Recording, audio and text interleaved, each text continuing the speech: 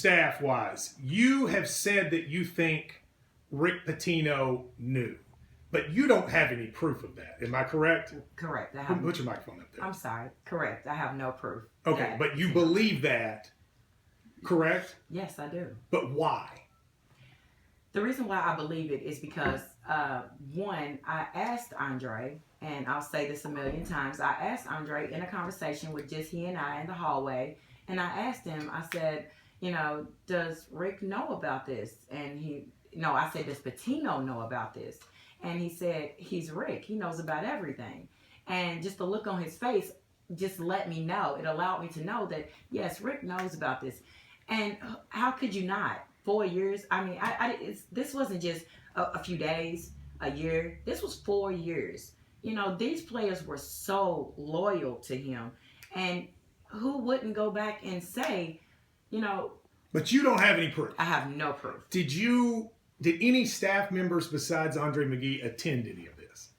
No, I don't know any staff members. So you wouldn't know who was a staff member? I wouldn't have known who was I do think it's important, but you do not have proof of that. Because you've said that a lot. Right.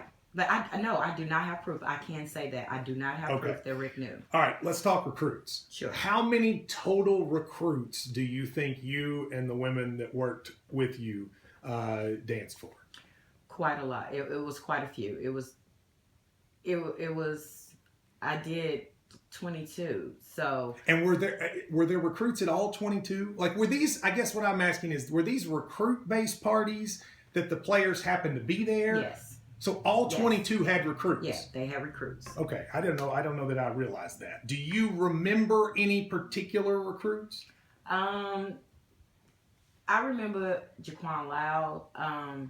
It was a few. I never really asked names because I didn't want to tip anybody off or. Now, some of those kids were under 18 years old. I mean, did you feel bad about the fact that this was happening with high school kids? When I asked Andre about the ages and how old were those kids, he said, don't worry, they're grown.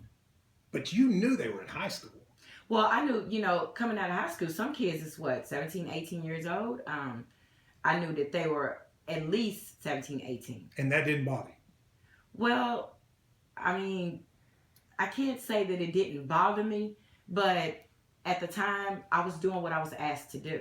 I mean, I figured they had it. You could have made that choice. I mean, you said asked to do it. Wasn't, you could have just said, I'm not going to dance for a high school kid. Well, yeah, I could have said that. But the girls that I was bringing were basically almost, not that. Well, let me ask you about that. Your daughters. Sure. You had 3 daughters involved. Mm-hmm.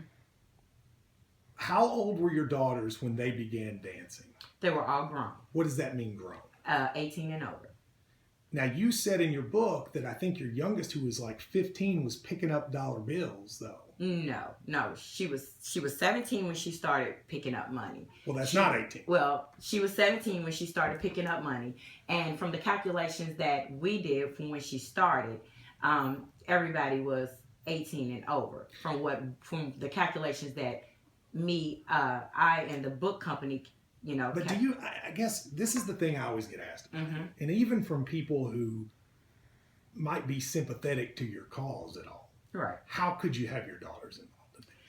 Well, my daughters wanted to do it, is what people do not understand. But and I know kids. But they're kids. Well, I understand that. But it was kids their age. They were high school kids. They were, coming into college. This was a college setting. The guys weren't that much older. They were not, at 17 having sex with anybody. But at the end of the day, do you want to see your 17 or 18-year-old daughter stripping? Is that what you wanted for them? Well, a lot of parents don't want to see a lot of their kids do a lot of things, but that's just the cards sometimes that we are dealt. I mean, I have good girls. I really do. I have really good girls. I mean, they're smart. They don't get in trouble. They don't get, well, I can't say they don't get it. They do what average kids do. So, I mean, I to say that I feel bad, I can't say that I feel bad because I didn't make anybody do anything. I never prostituted anybody. I never made anybody do anything. My girls begged me for years to go. And finally, I'm like, okay, you know, everybody, all the other dancers was like, well, let him go, you know, let him go. So, how's your relationship with your kids now? oh, great. It's great. So you, the four of you all are. We're best friends. Okay. All right. So when it came time, Shannon, do you mind how many minutes we have left? About a minute left. All right. I won't go down this thing real quick, but Antonio Blakeney. Right. You remember Antonio Blakeney? Sure. Yes. Do you exchanged messages with him? Am I correct, or was that your daughter? That was my daughter. That was your daughter. Mm-hmm. His father came with him. Or is that not Antonio Blakeney? That's Antonio Blakeney. We were told that it was his father. Then we were also told that it was the ACC coach. So you don't know. AAU, you mean? I mean, it was AAU. I'm sorry, AAU coach. So you don't know. I don't. I just know. You what said in the book you felt bad about what happened with him. What does that mean? I felt bad about what happened to Antonio Blakeney. Yeah, because you felt like he was a kid, right? That you had interacted with, that you danced with him or something, and he was a kid, and that you later felt bad. Am I wrong about that? Yes, I never said I felt bad about Antonio Blakeney. I never danced for him. I never had any interaction. Okay. All right. Well, we'll talk about that. I got to take a break. I'm sorry. We'll take a quick break and be right back. This is Kentucky